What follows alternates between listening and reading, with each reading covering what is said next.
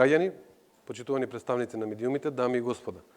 Ви благодарам што и денес сте со нас и што редовно ги следите активностите на владата и на надлежните министерства во врска со справувањето со епидемијата на коронавирусот COVID-19. Следува пресконференција на министерот за здравство, доктор доцент Венко Филипче, на која што ќе не информира за најновите актуелности во врска со епидемијата на коронавирусот COVID-19. Повелете, министр. Благодарам, почитувани представници на медиумите, почитувани граѓани.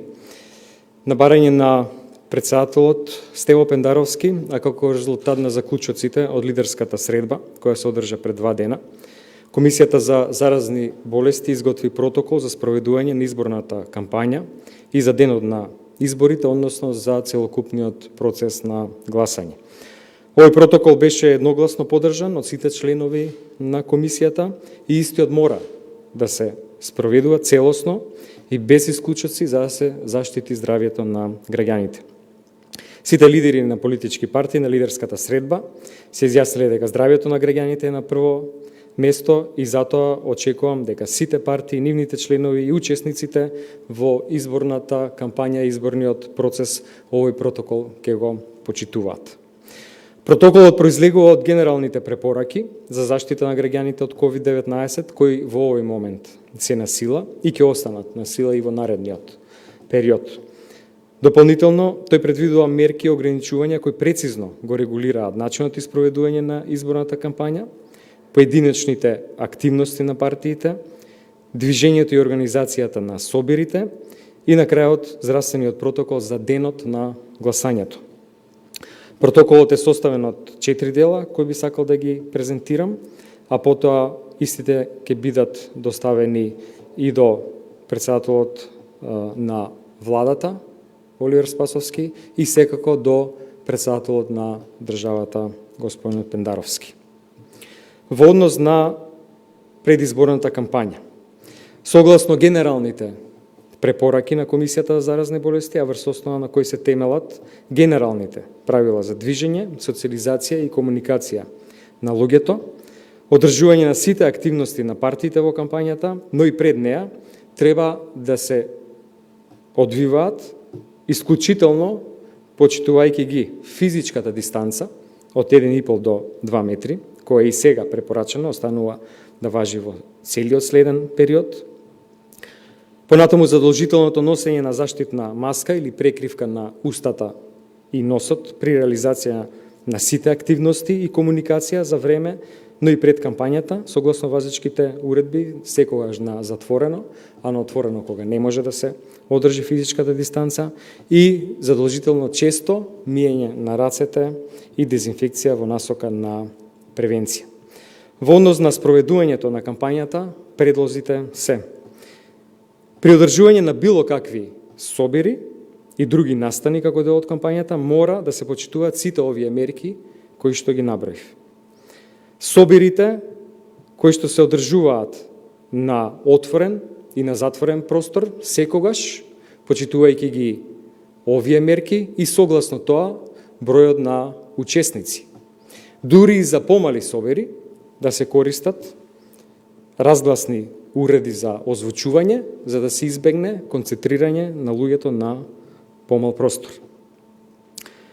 Кампањата врата на врата мора да се реализира исто така согласно сите овие протоколи, задолжително да се носи заштитна опрема, да се одржува дистанца од соговорниците, да не се влегува и да не се прават посети во самите домаќинства, туку исклучително надвор, на врата или во дворовите. Партиските активности во штабовите и партиските простории секогаш кој е можно да се одржуваат на отворено, а доколку се одржуваат на затворено, важат сите горе наведени правила. Задржувањето во партиските простории не треба да биде подолго од 2 часа, после што истите треба да се проветруваат и да се врши секојдневна дезинфекција на просториите.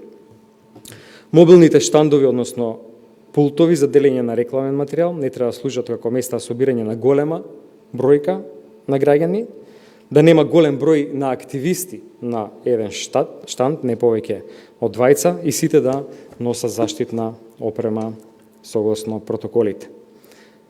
Партискиот превоз се спроведува со средствата за јавен превоз, чиј што капацитет е пополнен максимум 50% и сите внатре во возилата носат заштитна опрема, а превозниците треба да обезбедат средства за дезинфекција на возилата.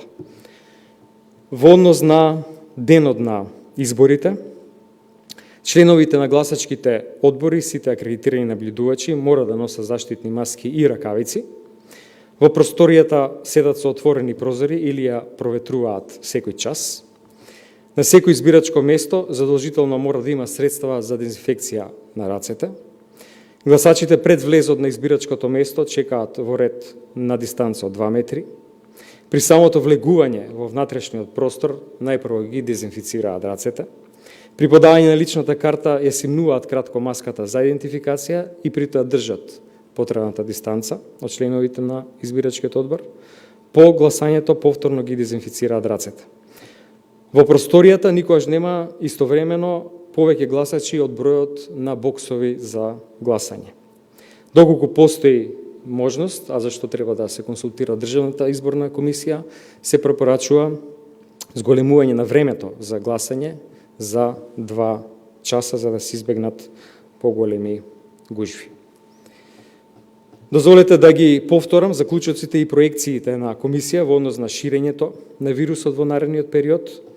Бројот на заболени во нашата земја значено се намали, за 10 пати е намалена инциденцата, сега во споредба со периодот пред 1 месец, и тоа се должи на препораките токму од Комисијата за заразни болести, кои што Министерот за здравство, чие што советодавно тело е Комисијата, ги предлага до владата. Факторите кои што ги евалуираме и врз основа на кои што кажуваме дека епидемијата е во фаза на смирување, односно е под контрола, се број на новодиагностицирани пациенти, број на пациенти во болниците, број на пациенти со тешка клиничка слика и на респираторна машина, бројот на слободни кревити во болниците, бројот на починати лица, процентот на пациенти за кои што точно знаеме кој е кластерот, односно по која линија се заразени, како и R0 факторот на преносливост. Сите овие фактори се значајно подобрени од почеток на епидемијата. Во однос на предвидувањата за следниот период, сега сме во фаза кога практично ги гледаме добрите ефекти на силните рестриктивни мерки. Се наоѓаме во последните недели на вообичаеното траење на респираторните епидемии, понатаму фаза во која што не работат школите и градинките и имаме затворени граници, сите фактори кои што придонесуваат да имаме еден мирен период. Но треба да сме свесни дека вирусот нема да исчезне во подолг временски период, не само кај нас, така се предвидувањата, очекувањата во светот, сликата веројатно ќе се смени дури од како ќе се открие вакцината. И после понатаму еден период до стекнување на колективниот имунитет, што значи еден период пред нас во кој што треба да научиме да живееме со вирусот. Фактори кои што може да влијаат на влошување на епидемијата, отворањето на границите, патувањето надвор и враќањето назад од земјата на нашите граѓани, влезот на странци, после отворањето на границите и почеток на школската година, покасно во есента и појава на епидемии од сезонски грип. Дозволете да информирам за уште една важна работа. Започнуваме со регионални состаноци со представниците на владите и институциите во регионот. Како што знаете, дел од соседните земји веќе најавија отворање на границите и за ова е многу важно да имаме координиран пристап во однос на транзитот, посетите, здравствените протоколи кои што ќе се имплементираат. Координиран пристап ќе овозможи побрзо, но и побезбедно патување во текот на летото. Европската комисија вчера излезе со пакет мерки за патување во рамки на Европската унија, каде што се препорача токму ваков координиран пристап за олеснување рестриктивните мерки. Согласно препораките на Комисијата за координирано делување во овој дел ги започнуваме ние овие состаноци за координација во Балканскиот регион. Од тие причини денеска ќе заминам состанок со министерот за здравство на Грција. На средбата ќе размениме искуства за досегашното менаџирање на кризата, кои треба да помогнат во натамошната битка со вирусот, понатаму припремата на здравствениот систем и за следниот период, кога се очекуваат нови пикови и најбитно од све за овој период, координација во однос на отворањето на границите и во однос на отворањето на аеродромите, имајќи предвид дека со отворањето на границите нашата земја повторно ќе го отвори транзитниот коридор север-југ, кој што е многу оптеретен во летните месеци. Вчера ги регистриравме бројните реакции на јавноста во однос на ова одлука да се дозволи посета на функционери на соседните земји. Дозволете да кажам дека и да појаснам дека воопшто не станува збор за ништо друго освен за организирани состаноци со причина да се координираат токму овие активности во однос на олабавувањето на мерките, а зашто треба регионален пристап. Сите тие посети се одвиваат согласно протоколот кој што за такви посети го донесе и Комисијата за заразни болести, значи не станува збор да се дозволи на било кои функционери да може да патуваат, туку само за вакви состаноци, заради тоа што веќе се најавени средби токму со ваков овој повод. За крај уште неколку информации, сега во овој момент се уште ги очекуваме новите податоци, бројки на новозаразени пациенти и за тоа ќе пуштиме соопштение во следните неколку часови, некои прашања, информации кои што остана отворени од претходните неколку денови. Прво започнува скринингот во градинките, вчера се направија и финалните подготовки, денес се регрутирани во градинките вработени кои што ќе бидат тестирани, иако беше иницијално планирано тоа да биде во центрите за јавно здравје со цел да се заштитат со оглед на тоа што се тоа здрави лица, да не се мешат со тие кои што се потенцијално заразени или со симптоми доаѓаат во центрите за јавно здравје и тој процес ќе продолжи и понатаму, се додека не сме сигурни дека се целосно здрави, односно негативни се брисевите, нема да носиме одлука да градинките се отворат.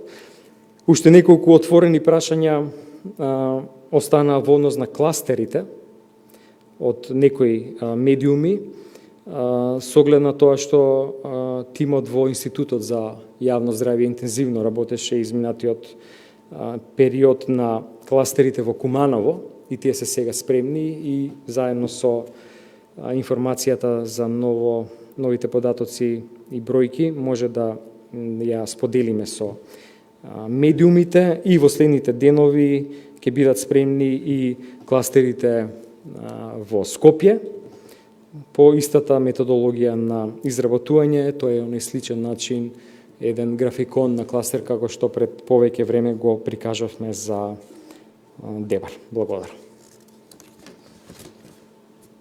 Благодарим на деталното излагање, господине министер. Како што е воспоставена до сегашната пракса, следуваат прашања на медиумите кои што се на апликацијата Zoom. Прва да поставува прашање има Алфа телевизија, новинар Ања. Појавете. Благодарам, министре. С оглед на растичкиот број на ново заразени во последните денови, која ќе биде препораката на Комисијата за заразни болести до Советот за безбедност за продолжување или пак не на воредната состојба? Ви благодарам. Треба да има состанок на Советот за безбедност во текот на утрешниот ден и ние ќе побараме продолжување на вонредната состојба од повеќе причини, за да имаме механизми во однос на имплементирање на вакви препораки и во периодот кој што следи.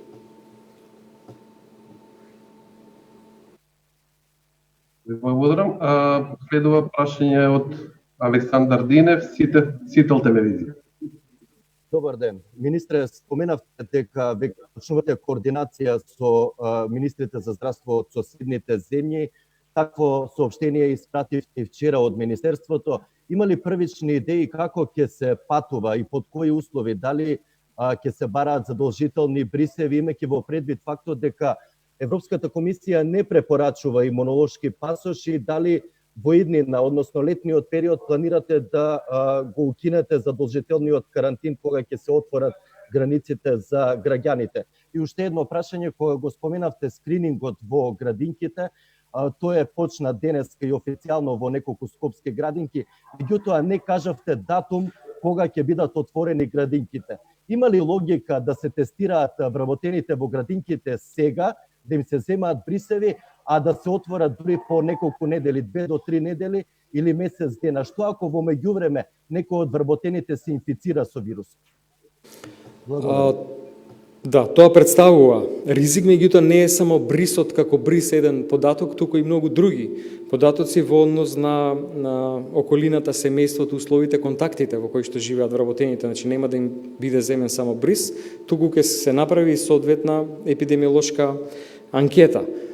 Тој ризик постои и откако би се отвориле градинките. И свесни сме за тоа, меѓутоа станува збор за исклучително сензитивна група, за малите деца, и сметам дека од тука треба да се почне и сепак ќе добиеме некои податоци.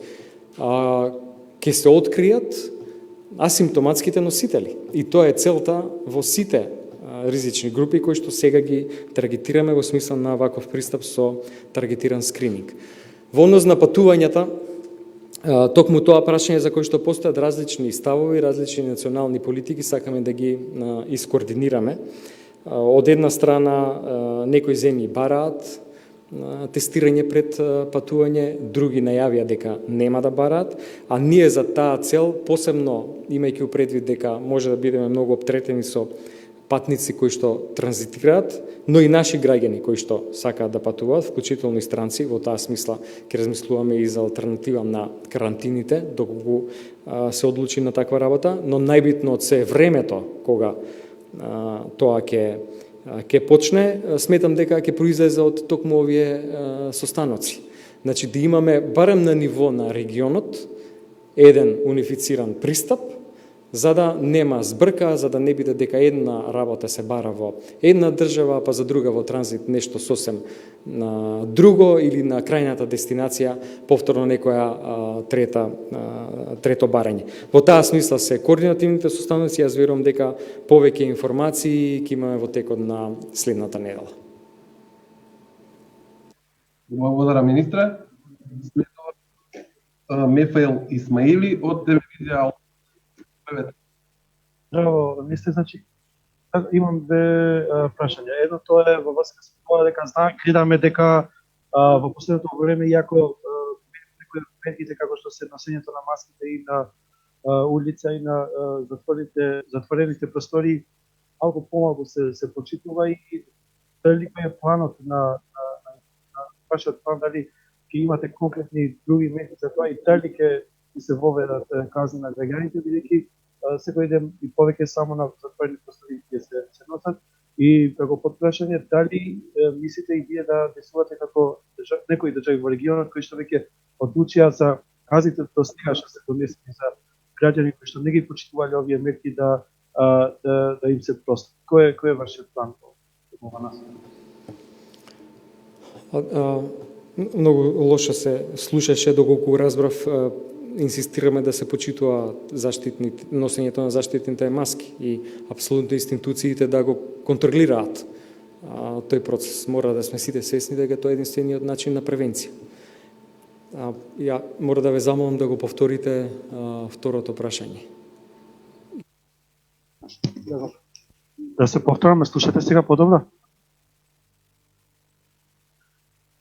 Значи, ево како, значи маските се носат само во затворени простори, а не многу малку се приметува дека се носат и во отворени простори кога граѓаните пешачат. И второ, значи што ќе преземете во врска со ова, или како мерка која што не се почитува целосно, и како подпрашање, дали и мислите на тоа како што мислите што одлучија државите во некои држави во регионот да се постават казните за непочитување на мерките против COVID-19, пошто нели има држави во регионот кои што веќе одлучија дел од граѓаните да им простат. Ајде, дозволете да одговорам на тој дел од прашањето што се слушаше и после дополнително писмено ако навистина лошо се слуша овде во салата. Апсолутно инсистирам да се почитуваат мерките. И апелирам до сите институции кои што имаат механизми на контрола и санкција тоа да го прават. Значи тоа е во услови кога ги попуштаме мерките, тоа е мерките на рестрикција на движење, тоа е сериозна мерка која што имаме како инструмент за да одлучиме да ги попуштиме рестриктивните мерки. Комбинацијата на мерки е нешто што очекуваме да даде резултат. Гледаме примери од другите земји. Во Германија е истото сценарио. Значи мора тоа да се почитува така како што е донесено, на затворено задолжително, на отворено кога не може да се држи дистанцата. Ви благодарам, министре, се надевам дека го одговори министерот вашето прашање, малку слабо се слушаше, како поставувавте.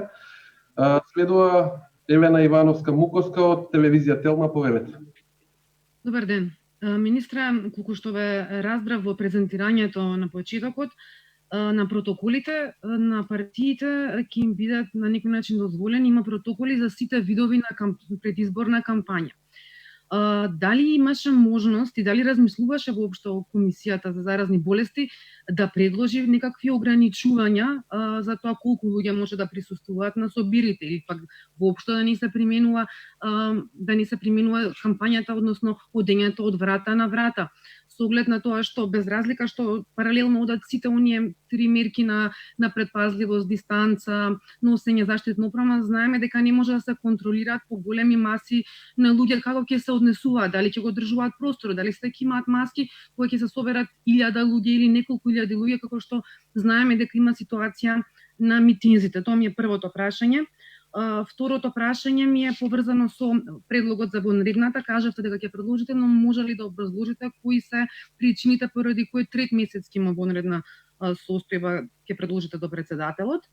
И бидејќи најавивте дека се изготвуваат веќе шемите за кластерите во Куманово и Скопје, имате ли барем бројка сега да кажете колку кластери имало во Скопје изминатиот период?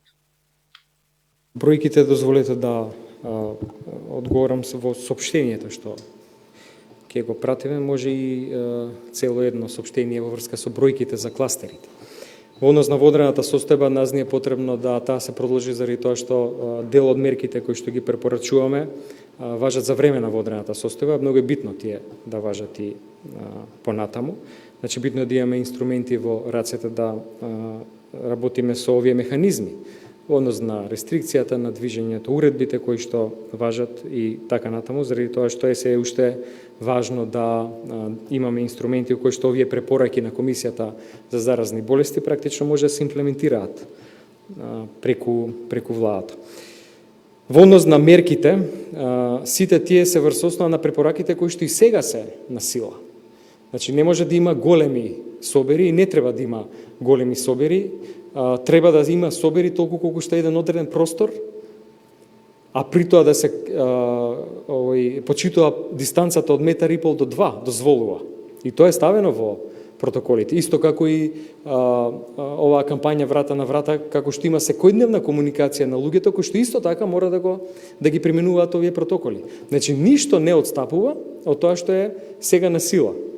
Земавме во предвид дека кога има помал некој собир во тие средби кои што се организираат, многу често луѓето се погусто застанати и затоа препорачуваме секогаш да има средства за озвучување.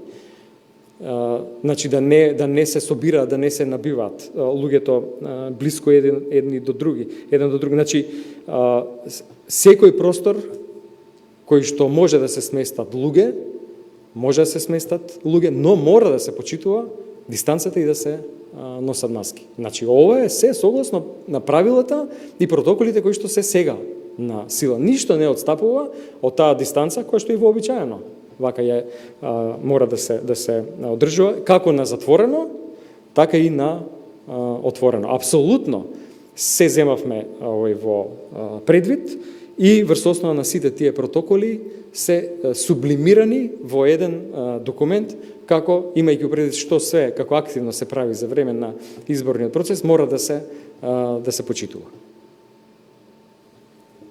Ви благодарам, министре. Следна за поставување прашање Сања Трајковска-Ставрев од Канал 5 телевизија. Повелете. Благодарам. Имам две прашања, доколку ми дозволите. Првото се однесува на оние кластери. Споменавте и во вашето обраќање дека во Куманово, за Куманово се веќе обработени, меѓутоа зошто се чека дури 3 недели за да се соопштат ваквите податоци кои значат поголема внимателност на граѓаните во општините каде што е најмногу проширена заразата. Ќе ми дозволите да ви кажам дека пред една недела добив и писмен одговор од Министерството за здравство дека ваква евиденција Институтот за јавно здравје воопшто и не води. Да молам појаснување дали воопшто се водела ваква евиденција и зашто толку многу се чека. Второто прашање ми е за оние протоколи. Дали изработката на ваквите протоколи за спроведување на кампањите и изборите значи и брзи избори, зелено светло за брзи избори и такво спроведување? Благодарам. Не. Во ниеден момент ниту е наведено во документот кога би требало или треба да се одржат изборите. Тоа ќе го договорат и разговарат лидерите на лидерската средба. До нас стигна барање да се изготви протоколот од здравствен аспект гледано, епидемиолошки, како тоа треба да се спроведе, и тоа го содржи на документот и тоа ќе го доставиме до председателот. Во однос на првото прашање, тие документи се изработуваат во Институтот за јавно здравје. Епидемиолозите кои што работат на таа електронска анализа, на анализа на електронските податоци ги изработуваат и тоа одзема многу време и затоа толку трае. Заради тоа што е тоа анализа на личности, пациенти, семејства и така натаму.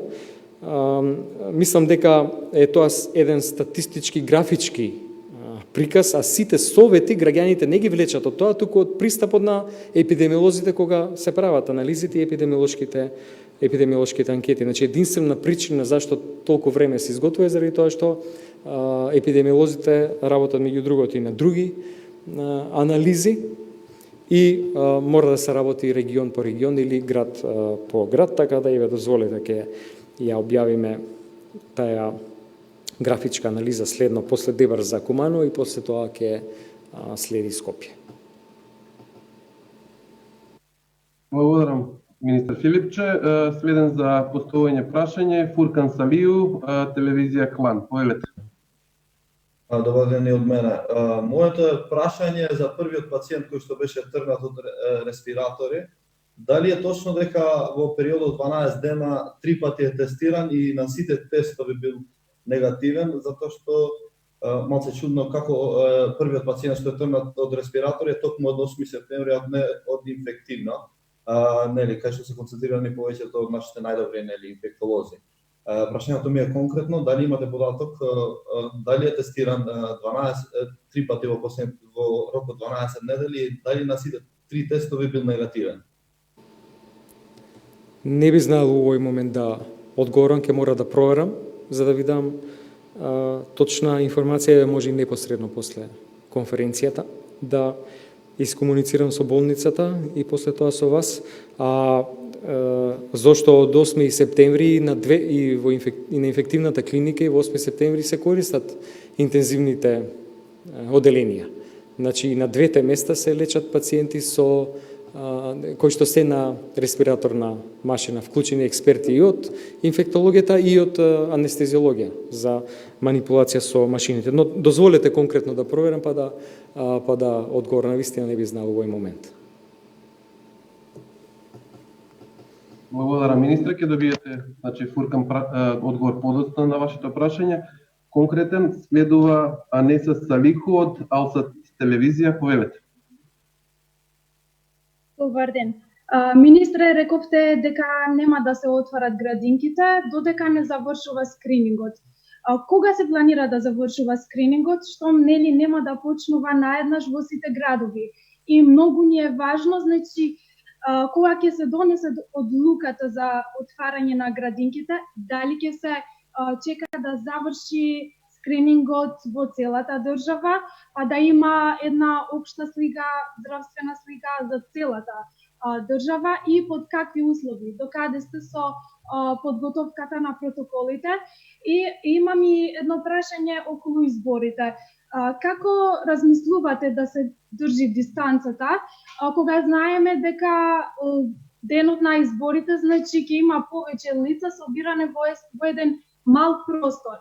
Знаеме дека значи во гласачките места има 5 или 6 членови на изборачката комисија, нели секоја партија, невладините организации имаат наблюдувачи. Како се размисли да се држи дистанцата во вакви услови? Благодарам. Таму каде што не може да се држи дистанцата, затоа се препорачува задолжително носење на заштитна опрема. Маската е дополнување некаква во смисла на превенција, тогаш кога дистанцата не може да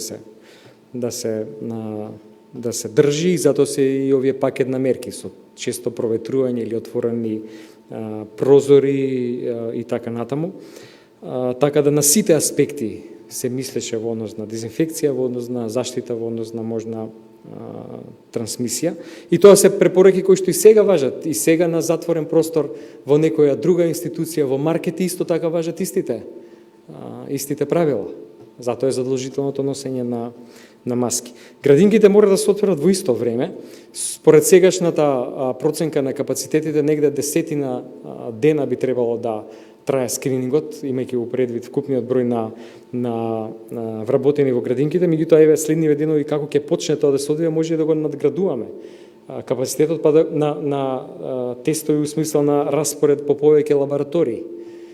Нека почне денес, па следните денови ќе видиме, мислам дека имаме сериозни шанси да го зголемиме бројот на тестови кои што би се правил во текот на еден ден, па да заврши и за кратко време.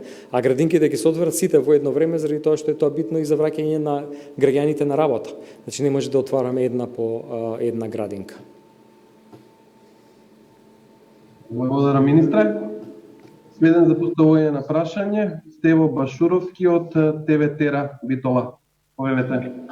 Поздрав и од Битола. Министре, имам две прашања. Првото по однос на лицата кои се на домашно лекување во Битола. На 11 мај имаме тројца, на 12 мај имаме две лица, на 13 мај има едно лице. Тоа значи дека станува збор за оздравени пациенти, бидејќи во евиденцијата во овие 3 дена на Министерството за здравство во делот на оздравени пациенти Битола не се споменува. Тоа е првото прашање. Дозволете да проверам со оглед на тоа што е можно пациентот домашно лекување се трансферира и во болница или во регионалната, како што е Битола, или во Скопје. Така да ќе мора точно да се направи и медицинската документација. Инаку бројот на пациенти кои се хоспитализирани во овие дена на клиниката во Битола секој ден е 2, но рековте ќе проверите, ќе ги одговорите. Следното прашање врз ќе цитирам: загрижен сум што одредени земји се подготвени да возат со замижени очи во следните неколку месеци, вели Майк Рајан, главен експерт за итни состојби во Светската здравствена организација. Ова информација ја читав на Радио Слободна Европа. При тоа се ова комисија повикувајќи се на земјите Италија, Шпанија и Франција во делот на олеснувањето на мерките. Ние во овој дел на олеснување на мерките ќе ги следиме овие европски земји или ќе бидеме повнимателни во олабувањето на рестрикциите?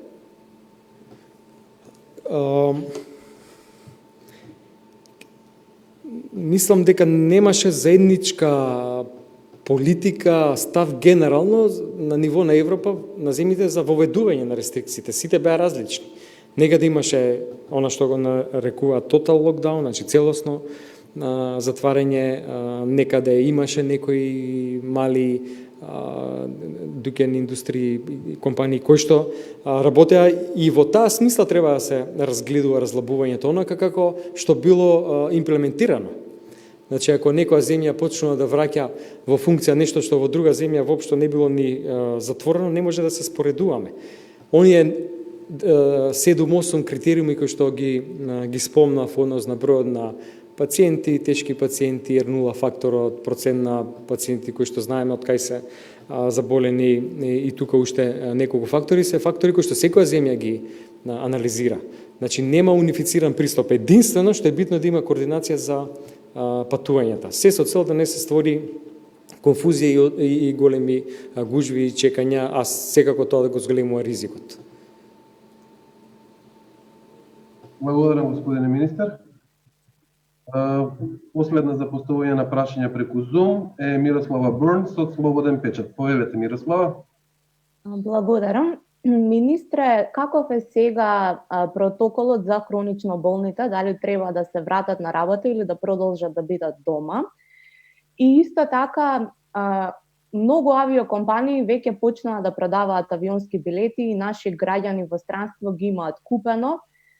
Меѓутоа, ништо не е јасно во однос на тоа како ќе се одвива патувањето. Значи, дали граѓаните кои што ќе патуваат, ќе треба да доаѓаат на аеродромите многу порано, со оглед на тоа што ќе треба да се одржи двометарска дистанца меѓу нив.